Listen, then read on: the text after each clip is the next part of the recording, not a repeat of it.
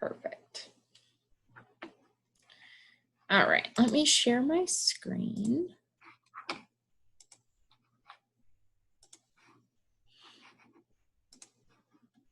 There we go. So Google Photos is a free service that comes with your Gmail account. It comes with lots of organizational capabilities like albums, and then it'll also show you photos from this day in the past. You can also do some pretty heavy duty searching, such as the ability to search for just the word dog and then find all the pictures of dogs that you have stored on Google Photos. You can access your photos on any computer or device that has internet access. So smartphones, tablets, computers, public computers at a library, computers across the country, wherever you have internet access, you have access to your photos. And then one of the best parts is that there's unlimited storage for all of your photos with a couple of caveats. So uploaded images have to be less than 16 megapixels. My general rule is if you don't know what that is, you're fine. Your photos aren't going to be bigger than that. But generally, the better the camera you have, the more megapixels each picture is. So if you're working on a DSLR or an SLR camera, you might have photos that are bigger than that 16 megapixels. Generally, if you're just taking photos on your phone, you have nothing to worry about. And then the other thing is if you're uploading videos for free, your videos have to be less than 1080 HD. Again, if you don't know what that is, you're going to be fine. Google is going to automatically change the size of uploaded images and videos, so you don't have to worry about hitting that limit. It's going to set it automatically unless you tell it otherwise. And we'll look at that towards the end of today. But you get 15 free gigabytes of storage for all of your Google Suite. So Gmail, Google Drive, Photos, anything like that. And when you upload at bigger than those two sizes that I listed, that's when it starts to eat into your space. One other thing I like to talk about with Google, since it's or Google Photos, since obviously it's a Google product, it tends to function better if you're working in Google Chrome. It's not to say it won't work if you're using Safari or Firefox. It just tends to work better in Chrome. So getting to Google Photos, there's lots of different ways you can get here. You can just type in photos.google.com and it'll take you right to this page. If you're already logged in to Google, you can open a new tab and get to it from these 9 squares and then choose Photos.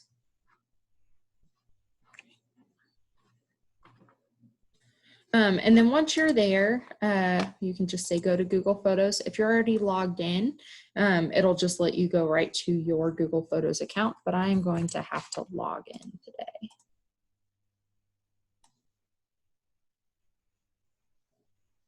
Perfect. So I just have a handful of photos here.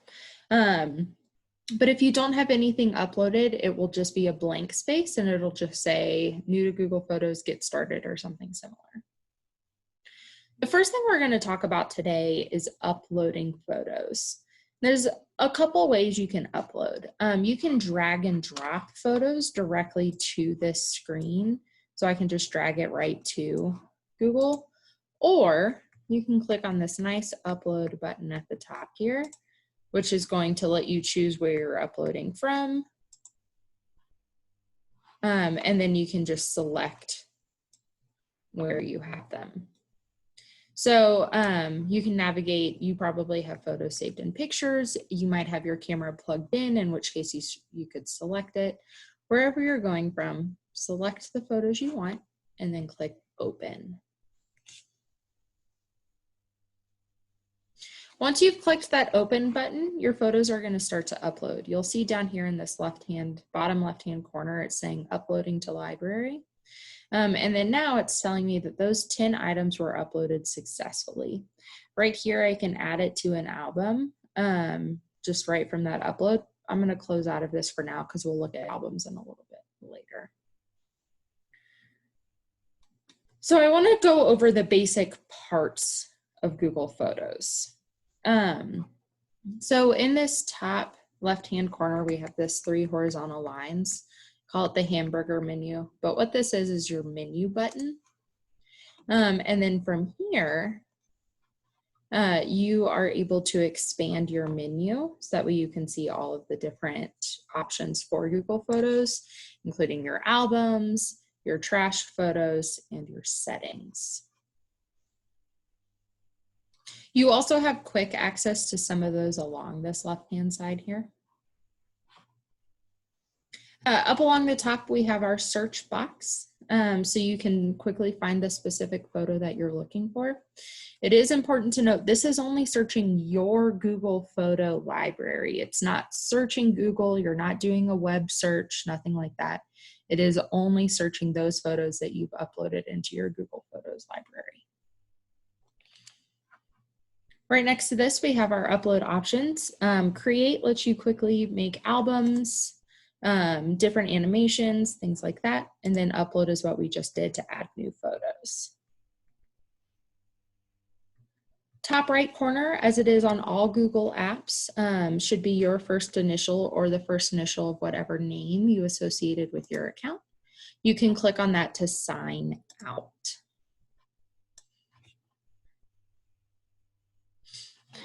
When you have a photo selected, whoops.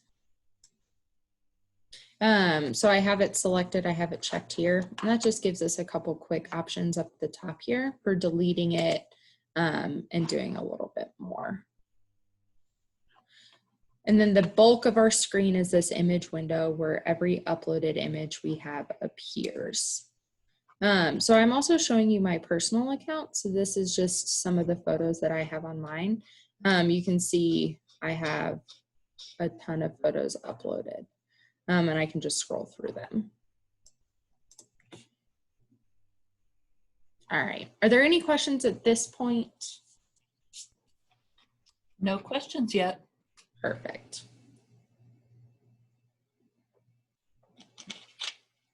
So what we're going to look at now is how you can share images right from Google Photos.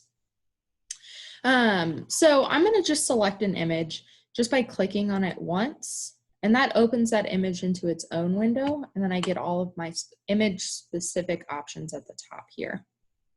Your share button on Google and on most devices in general is this open triangle. So I'm going to click right on this button here, and then it's going to give me some options. Send in Google Photos, or down at the bottom where I can create a link or share it to social media via Facebook or Twitter. When you're sharing to Facebook or Twitter, you're not sharing the image in and of itself, but what you're doing is you're sharing a link to this image. So it honestly is probably easier for you to download the image to your computer and then upload it to Facebook rather than share it to Facebook this way, but that is an option. You can also create a link. My example for this one is always like if you're sending it to like a news organization. So you just took a great picture of the sunset last night. 9 News loves to show pictures of sunsets. You can create a link and email them that link so that way they have to go to your Google Photos account. When you share a link like this, people are only able to see the specific image that you sent, or if you're sharing an album, only the images in that album. So by sharing this way, you're not giving people permission to see your whole Google Photos album, only what you specifically said you wanted to share. But the easiest way to share via Google is just sending somebody an email. So in this to box, it's telling me I can search by name, phone number, or email. So I can just type in somebody's email. They do not have to be a Google account, so it doesn't have to be a Gmail email address. You can share it with anybody. You can click on send. You can see I've shared it with this photo with this person before because it's showing me my previous stuff. I can add a little message if I want. And then I just click on the paper airplane icon to send it.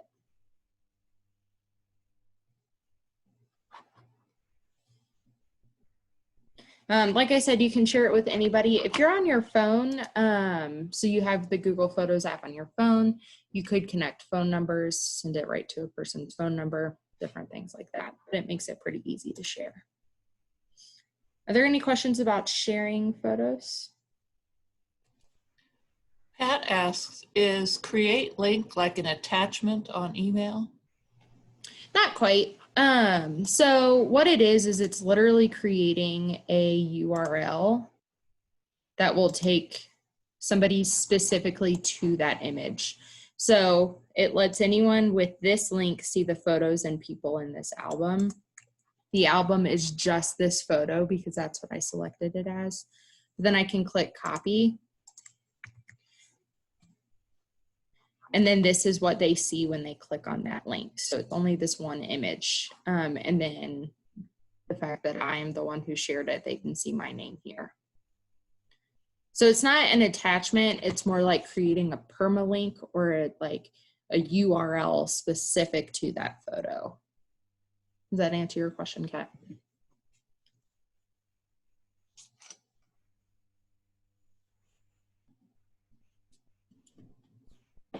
No response. Oh, yes. Now she said. Okay. Yeah, I mean, that's an option. Honestly, I find the easiest way is to, like, if you know the person's email address, just send them that email from this send in Google Photos option instead of doing any of these three. But there could be a situation in which you would rather have a link rather than send somebody an email. All right. So we're going to look at the Photos Assistant next. So I went all the way back to the Google Photos main screen, and they may have renamed it. Let's see. It's kind of the same, but this For You button is what Google used to call their assistant. I just redid all this class last week, and they've made some changes since I looked at it last week. So apologies if things are called a little bit different than what you'll see on your handout. But the Photos Assistant can do lots of different things for you. So it can suggest new movies, collages, help you organize your photos, show you things from the past, things like that. So on the left side of the screen here, you choose that For You option, and then it's going to give you some suggestions here. Let me show you what it looks like, the stuff that has more photos. So this is these rediscover this day. So June 24th, June 23rd, how many years ago and what photos I took on those days. I haven't uploaded anything recently, but it can show you different collages or animations based on the images that you upload. So it's just little suggestions. But from here, you can also create your own things. So one I like to show is the collage. So from this For You tab here, I'm going to click on collage. And a collage is where you can combine several different pictures. So say I went camping last weekend. I'm going to just click on these 3 pictures. Up at the top here, it tells you how many items you can select, and it's going to change depending on what creation you chose. For the collage, it needs at least 2 and no more than 9. Once I have my images selected, I'm just going to click create. And then now I have a little collage from what we're presuming was my camping weekend.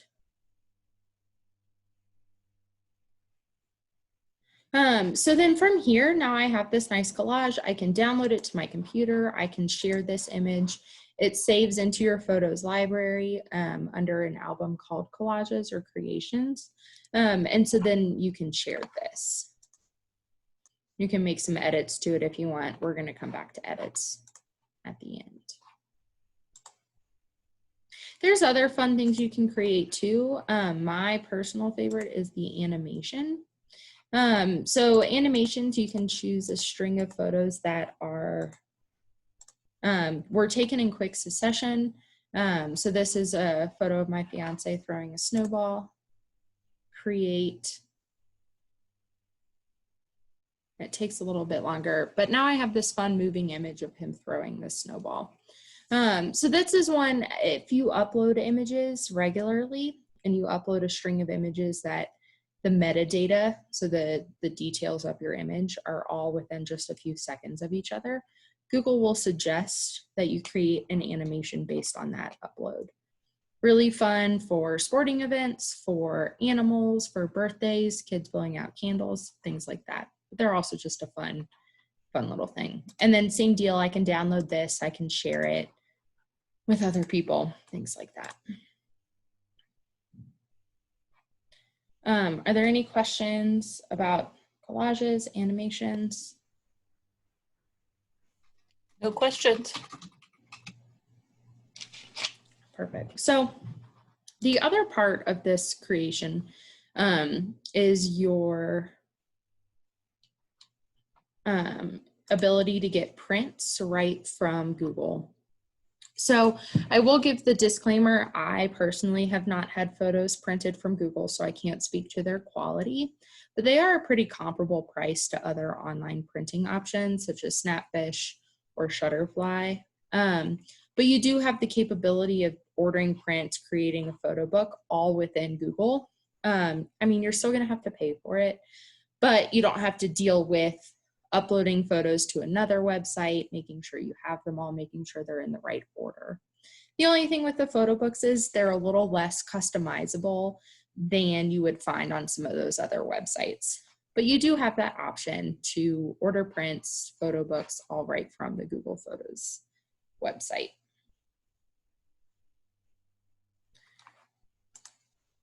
All right, so we're going to talk about creating an album. Google automatically sorts your images by date. So I'm back on this main photos screen and you can see these are separated November 25th, November 24th, October, July. So reverse date order. So same here, you can see these are from December 9th. I can scroll down to December 8th, things like that. If you're like me though, and you have thousands and thousands of photos, it can be a little daunting to try to scroll through and find that specific one you want, which is where albums come in handy. So instead of having to scroll through to find photos from my trip to Disneyland, I can just go to albums, click right on Disney, and then find those there. Creating an album is really, really simple. You can either create suggested albums from the For You section. You could create an album as you upload images. So if you remember when we uploaded in this bottom left-hand corner, I could have just clicked a button that said add to album and created an album right from there. Or I can select which photos I want. So from this For You tab, we're going to click on album. You have to name your album. And then you can choose photos. So when you click on this, it's going to select, show you your photos that you've already uploaded, but I do have the option of selecting more photos from my computer if I haven't uploaded the photos that I want yet.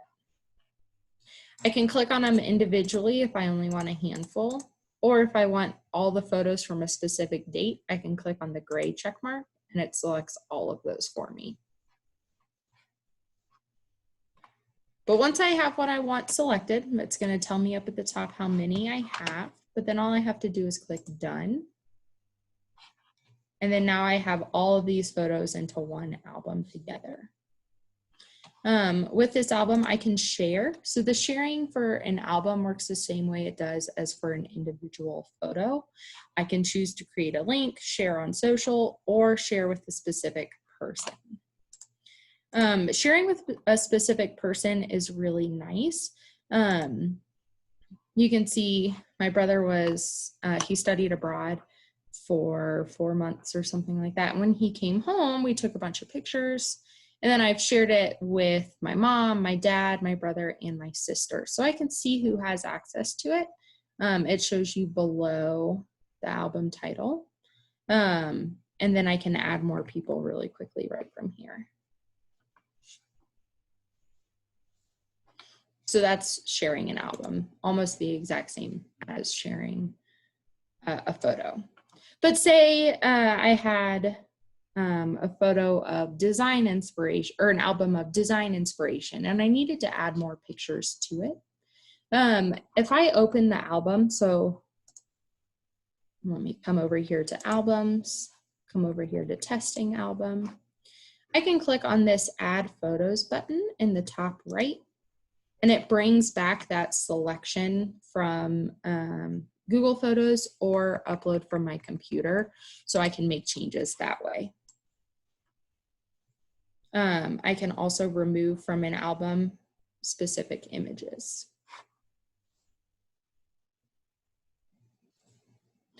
So just to kind of reiterate, you can look at all your photos from photos, or you can look at the photos that are in specific albums from albums. Pictures can belong in multiple albums. So just because I have these 10 pictures in testing album doesn't mean they couldn't also live in any of these other albums that I have. Are there any questions about albums at this point? No questions about albums. Okay.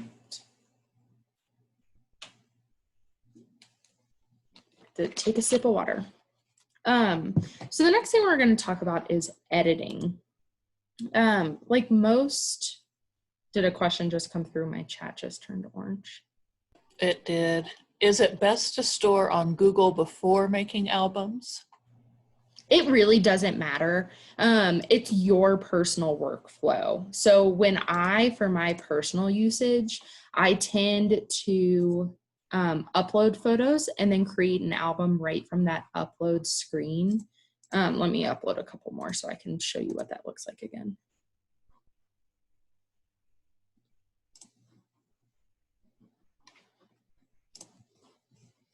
So select these 4 images. So this is usually my workflow.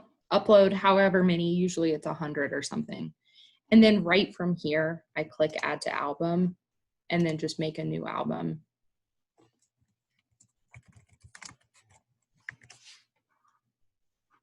So it just depends on your workflow. If you are more concerned at this point about just backing your photos up so that way they are stored in the cloud, then your best bet is probably to just get everything upload and then working on organization later. If you're somebody who already has everything organized in albums on your computer, you can just select each folder once, add those to an album, but that's really a personal preference. It doesn't make a difference either way.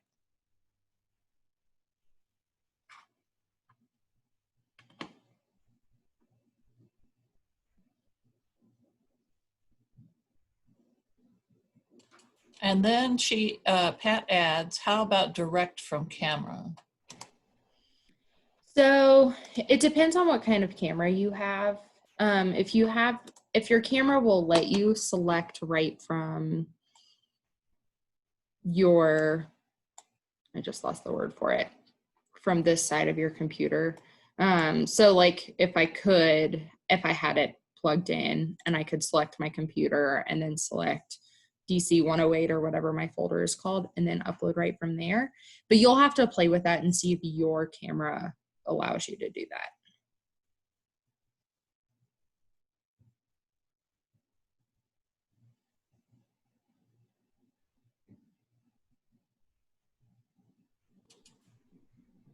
All right.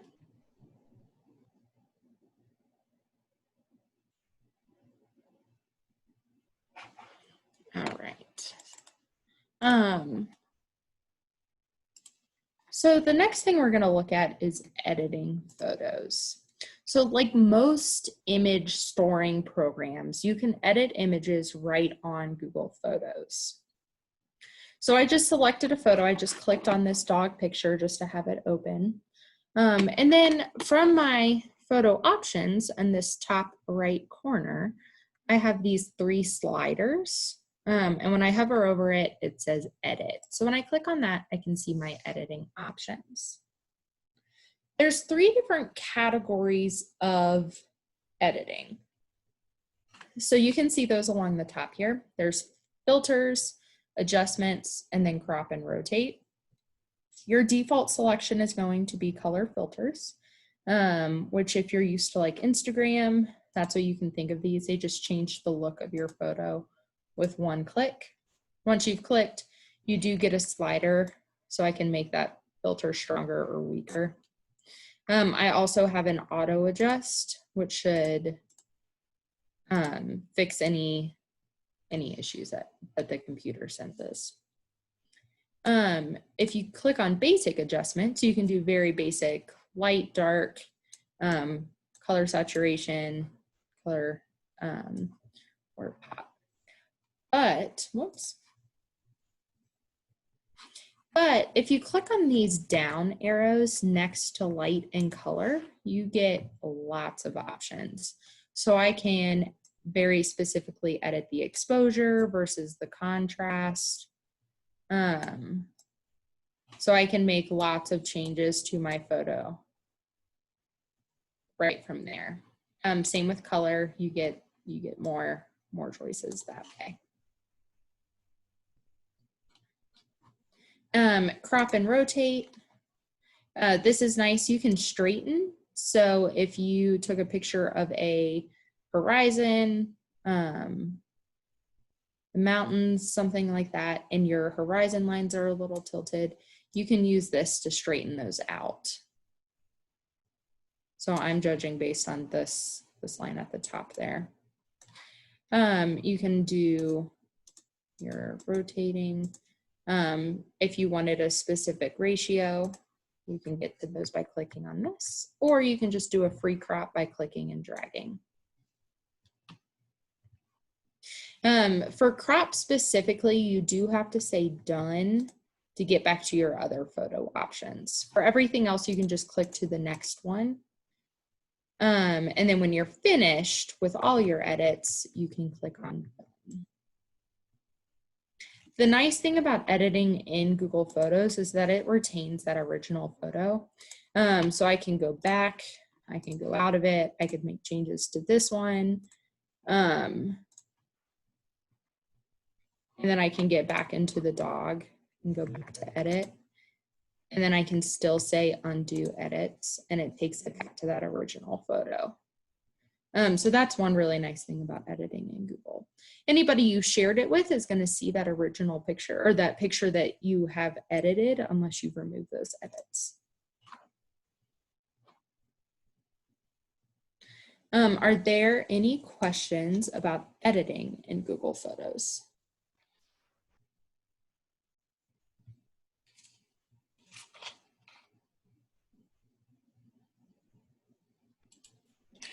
Pat asks, how about zooming in? So you can kind of do that with cropping. Let me find let's do this one so we can zoom in on these biker guys. So if I do crop, when I crop into it, it's gonna like zoom in on them, if that makes sense. So now the bikers are much closer. Is that kind of what you were asking, Pat?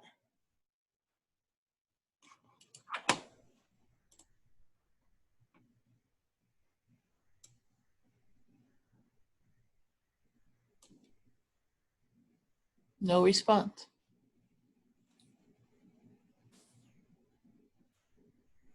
Oh, like zooming in on camera? Oh, yes. I'm not sure I understand what you mean by that question. This is really the only way you can zoom in Google Photos. So if this isn't doing what you're wanting it to do, the answer is probably no.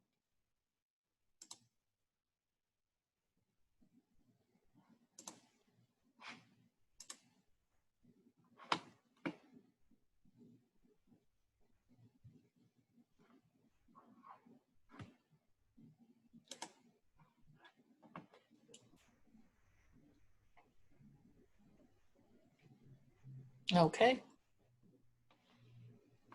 All right, so the next thing we're going to talk about is the settings on Google Photos. There's a lot you can customize with Google Photos, and so now that you kind of have a general idea of how Google Photos works, we're going to look at fine-tuning some of those settings. So I'm going to get to my settings by clicking on these 3 horizontal lines and then choosing settings from here. And then I'm just going to kind of go through what these mean. So this upload size for photos and videos is what I was talking about at the beginning of the class. So you get 15 gigabytes of free storage or unlimited storage. So at a slightly reduced file size. So this is where you can choose between. I think you can change in between each individual like upload. So if there were some photos you wanted high quality, but I would really just like pick one and set it that way. I wouldn't mess with it. For my personal account, I do pay $1.99 for 100 gigabytes of storage. Let me show you. So down here at the bottom, you can see I've used 40 gigabytes of it. Like I said, I store a lot of photos on Google. So you can see how much storage you've used of your 15 gigabytes and see if that makes sense for you. Your shared libraries. So if you automatically want to share all of your photos with someone else, you can click on this and then say get started. So say my fiance and I wanted to link our Google Photos accounts. And that way every photo I upload to Google could be shared with them. I can click right on there. Suggestions. So these were those in that For You setting, the photo assistant. If there's suggestions that you don't want, like you don't want to see this rediscover this day, you can turn those off. So that way you can customize what you're getting notifications about. Grouping similar faces. This is something you can turn on or off. You can search by face in Google Photos. We're going to look at that a little bit later when we look at this searching. But if you don't want that feature turned on, turn it off under this group similar faces. Just click that to turn it off. Sharing, you can turn off suggested sharing as well as fine tune how you share specific types of photos. This is one that I recommend for privacy purposes, hide photo location data.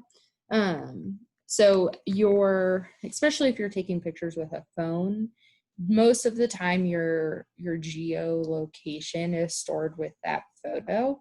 And so if you don't want that to be turned, like if you don't want that information shared, if you're making these photos public or you're sharing them with friends or family or whatever, you can turn this off here. And then that way nobody will see where those photos were taken.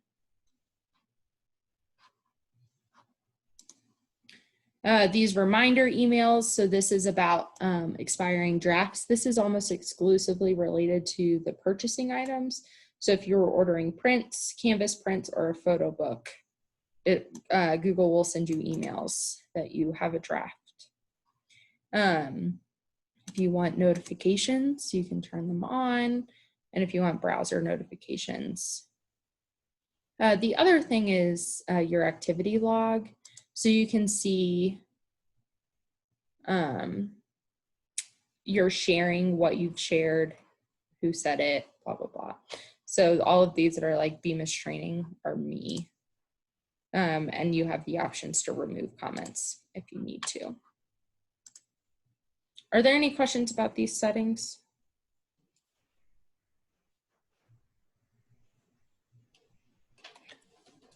No questions. Perfect. All right. So I want to also look at. Okay, we do have a question.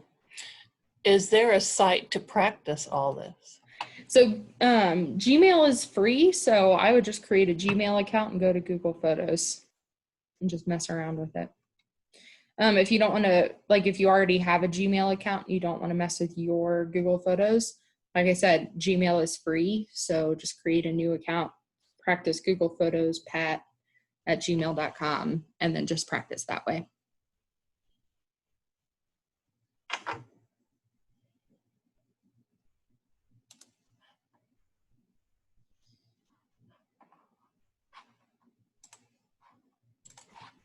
Pat says thanks. Perfect, you're welcome. So we're gonna look at deleting images next. Since I've uploaded all of these kind of crazy ones, I'm gonna show you how to delete them. So from this main photo screen, I can click on the check mark or in the circle that's in the top left corner. And when I have them selected, there's a trash can icon. Click on that and it deletes them. If I'm in a photo, I'll also see that trash can icon, same deal, move it to trash. With each of those, there's an undo button in the bottom corner. So if I needed to change my mind, now that fire photo is back. When you're removing from an album, however, it doesn't actually delete the photo. It's still showing up in your photos library. It's just removing it from that specific album. But if you deleted something you didn't mean to delete, you can get to those from your trash. So if you click on your hamburger menu and go to trash, you'll see all the photos that you've deleted there. Items delete after 60 days, but you can recover them. So say I actually really did want this picture. I can click on it and then I can say restore and it re-adds it to my library.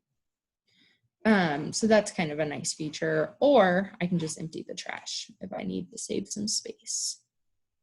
You also have what's called an archive.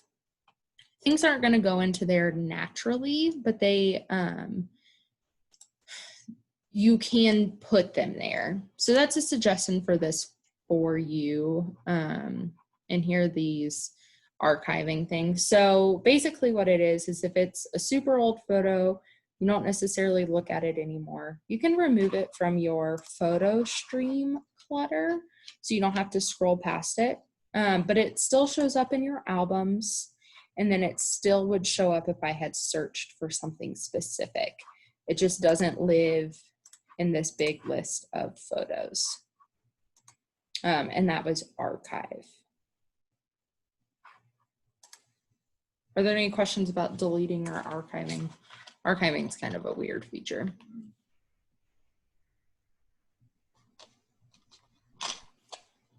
No questions. All right. So I do want to look at search a little bit. So I'm going to click right in this search box, and it's going to give me some suggestions.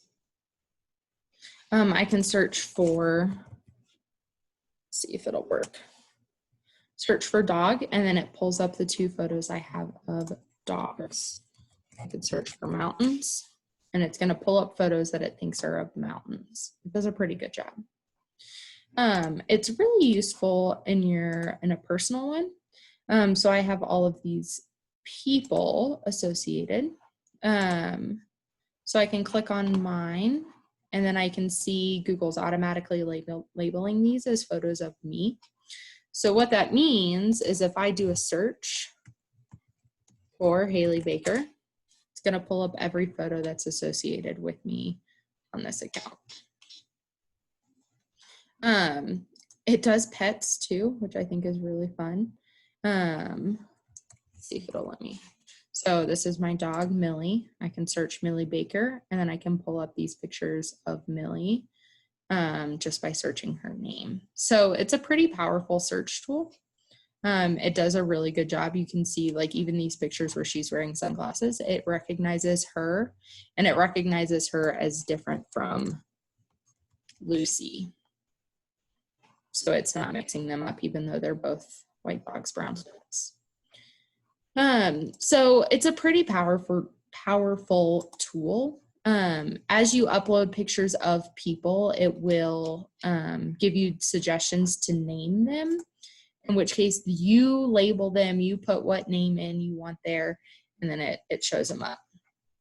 And then under that, people and pets is where you can access and add names and do things like that. But then you can also search for locations.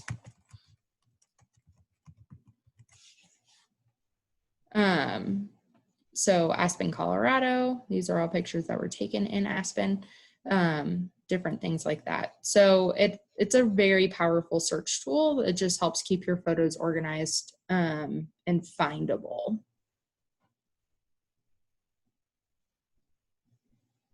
Let's see. And then the last thing for today is that Google Photos also has an app. So if you have a smartphone or a tablet that you keep pictures on, you store photos, you can access all of your pictures from the Google Photos app. You can also have your photos set up to automatically sync. So that way you don't have to worry if you're like me and you're always misplacing your phone. Usually it's just on the couch. I just didn't know where it was. But I'm always worried I'm going to lose it for real and then I'm going to lose all my pictures. Well, I back mine up from my phone right to Google Photos. So that's stuff you can do with the app.